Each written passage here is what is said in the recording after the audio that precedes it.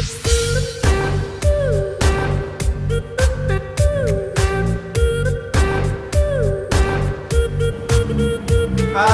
saya Muhammad Isa dari kelas A560. Halo, nama saya Judiran Samila dari ruang A560 dan teman saya. Nama saya Muhammad Hanifini dari ruang A560. Woi, woi, nama gua Adam Fikri dari ruang A560. Nama saya Ivan Ali Maulana dari kelas A560. Woi, nama gua Fatimah Muhammad Aruna dari kelas A560. Dan nama gua Muhammad Yoni Gilang dari A560.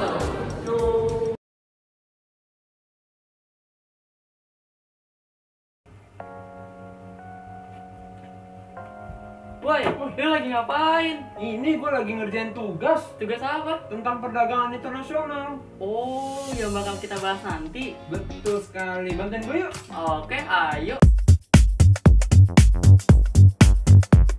Halo guys, selamat siang. Assalamualaikum warahmatullahi wabarakatuh. Nama gue Gila. Nama gue Fatin. Kita berdua bakal ngebahas tentang perdagangan internasional yang akan dimulai oleh Fatin. Yuk. Lanjut.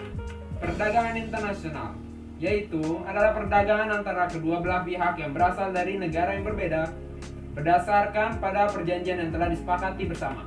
Pihak yang melakukan perdagangan ini dapat berupa individu, perusahaan, atau pemerintah. Teori perdagangan internasional yaitu ada teori keunggulan mutlak.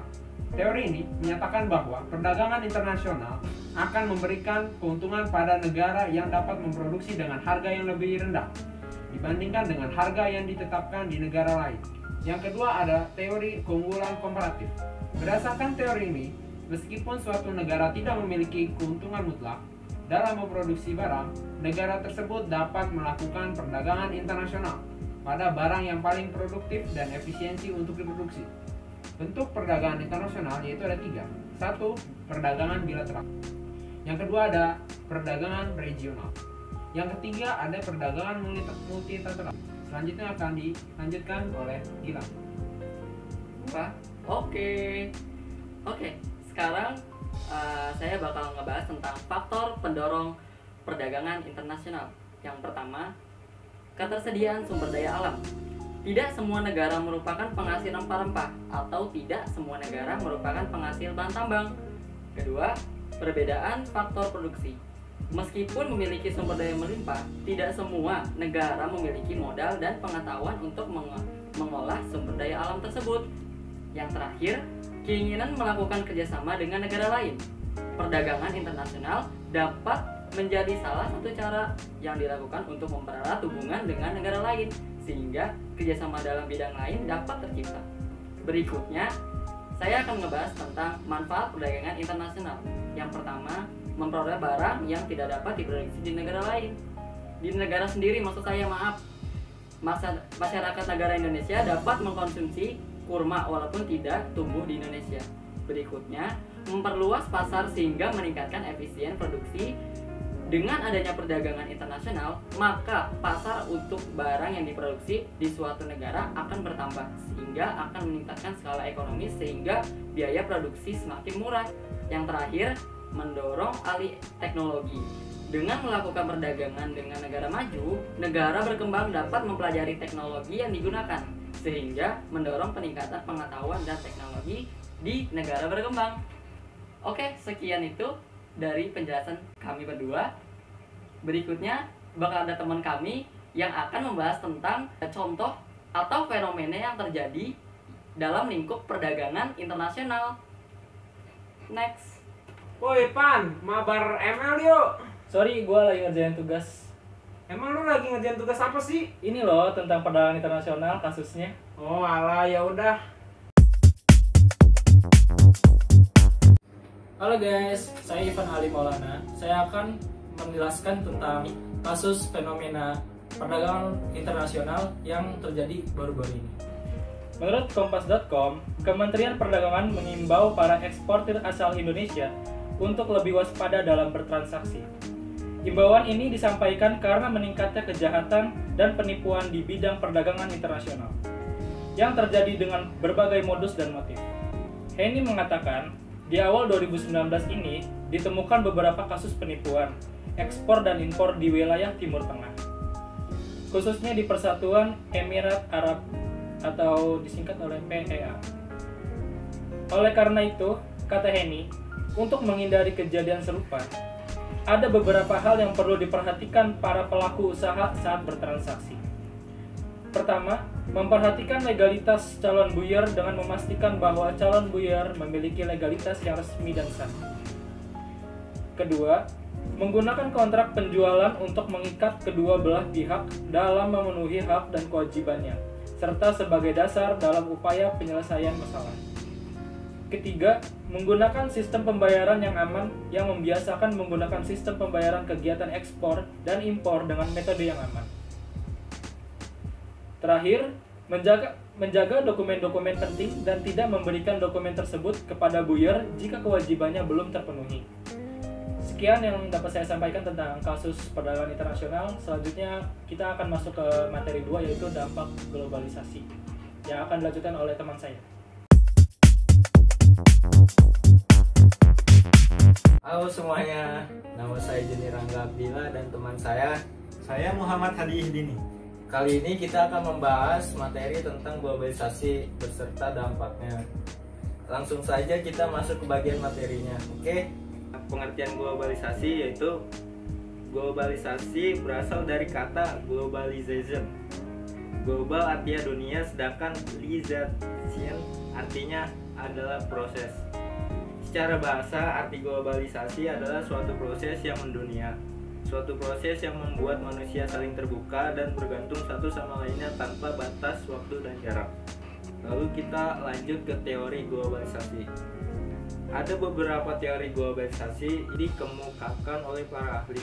Salah satunya adalah teori yang dikemukakan oleh Cochrane dan Payne, yang menyatakan bahwa ada 3 pemeran utama penting dalam globalisasi, yaitu yang pertama globalis, yang kedua para tradisionalis, yang ketiga para transformalis.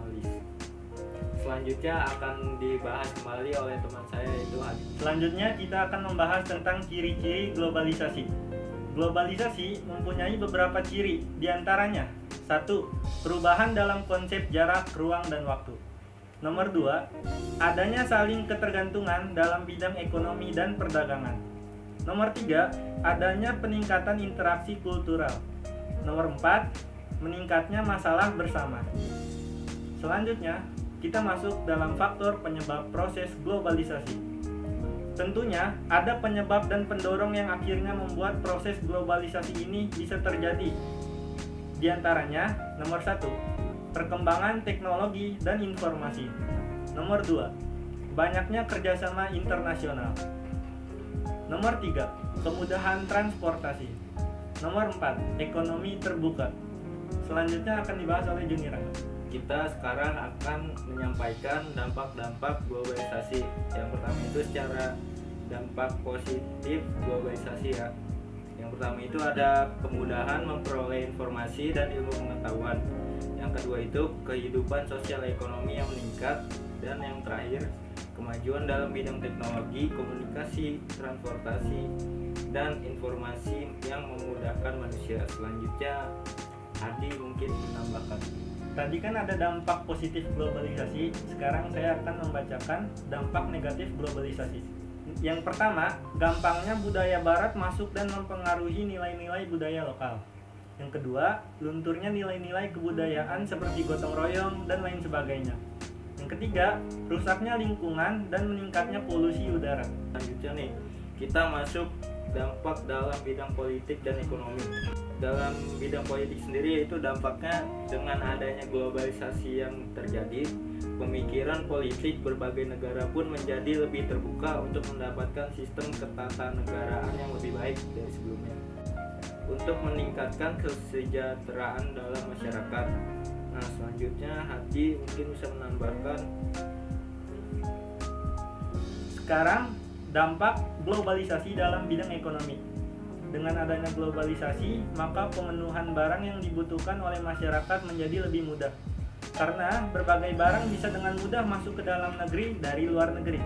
Sektor ekonomi kecil pun semakin berkembang dan bisa berpotensi menjangkau pasar luar negeri.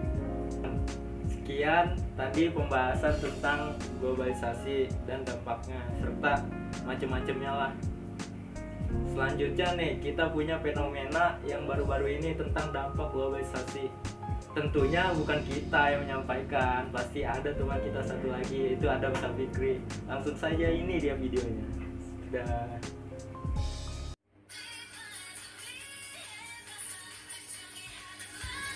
Woi Tin, Oh, lu lagi ngapain Tin? ini gue lagi nonton K-pop, Dam. Kepo apaan sih Tin? K-pop tuh kayak lagu Korea, Dam. Oh Korea Tin. Mm-mm. Lu sono dulu deh Tin.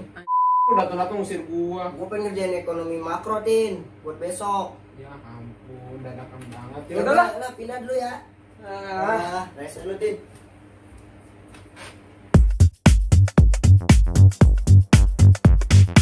Assalamualaikum warahmatullahi wabarakatuh. Nama gue Adam Safikri. Di sini gue bakalan ngelanjutin materi yang sebelumnya, yaitu materi di sini adalah dampak globalisasi, teman-teman. Tadi itu barusan salah satu dampak globalisasi, teman-teman. Dimana teman gue itu lebih menyukai budaya Korea dibandingkan budaya Indonesia. Salah satunya dangdut, teman-teman. Dia lebih menyukai K-pop dibandingkan dangdut.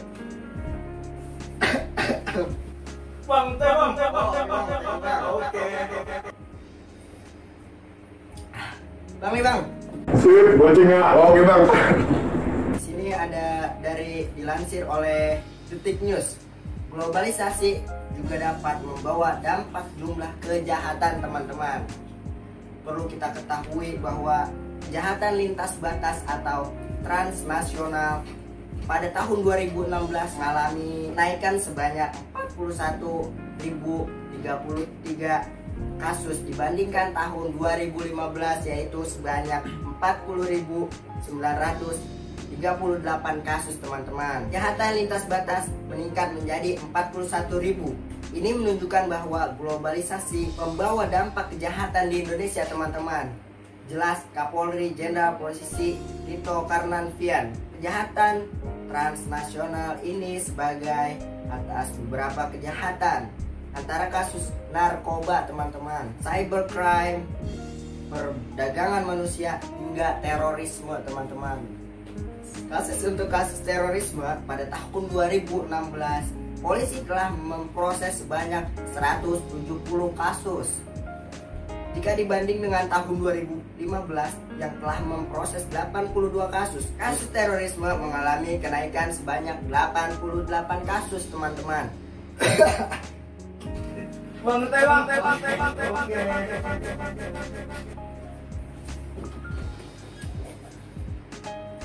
Nih bang, Oke bang, jadi coba ya. Oke bang, siap. terorisme meningkat. Sekarang ada 170 kasus.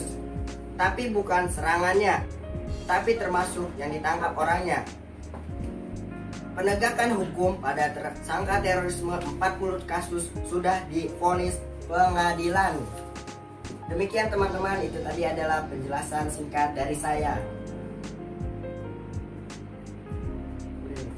Lalu, wassalamualaikum warahmatullahi wabarakatuh. Assalamualaikum warahmatullahi wabarakatuh. Perkenalkan, nama saya Royan Maulana Ihsan. Di sini, saya akan menyampaikan kesimpulan dari materi kelompok saya. Yuk, langsung ke kesimpulannya. Yang pertama, globalisasi yang merupakan suatu proses di mana manusia saling terbuka dan bergantung satu sama lainnya tanpa adanya batas waktu dan jarak. Di sisi lain, pasti adanya penyebab dan pendorong dalam proses globalisasi itu sendiri, sehingga globalisasi itu bisa terjadi. Dalam globalisasi ada dampak positif dan dampak negatif yang dapat dirasakan oleh manusia itu sendiri. Dalam kenegaraan, dampak globalisasi dapat dirasakan dalam faktor politik dan ekonomi. Misalnya saja dalam bidang politik, globalisasi sangat berpengaruh, yaitu menyebabkan pemikiran berbagai negara pun menjadi terbuka untuk mendapatkan sistem ketatanegaraan yang lebih baik dalam bermasyarakat. Kemudian, dalam bidang ekonomi, adanya globalisasi dapat memunculkan pasar internasional sebagai metode atau cara baru untuk menjalin kerjasama dengan negara lain. Perdagangan internasional itu sendiri memiliki peranan penting di era modernisasi seperti sekarang. Teori-teori yang mendasari atau menjadi tolak ukur sebagai perdagangan diantaranya teori keunggulan mutlak, teori keunggulan komparatif. Kemudian, perdagangan internasional tidak hanya memiliki satu bentuk perdagangan. Salah satunya yang termasuk perdagangan internasional yaitu perdagangan bilateral. Selain memiliki manfaat yang banyak dan telah dibahas di awal juga memiliki kerugian. Salah satunya adalah perusahaan yang melakukan perdagangan internasional akan menjalani resiko hutang dan gagal bayar. Nah, seperti itulah kesimpulan yang dapat saya sampaikan. Apabila ada kekurangan mohon dimaafkan dan semoga materi yang kami sampaikan itu bermanfaat bagi kalian yang mendengarkan. Terima kasih. Wassalamualaikum warahmatullahi wabarakatuh.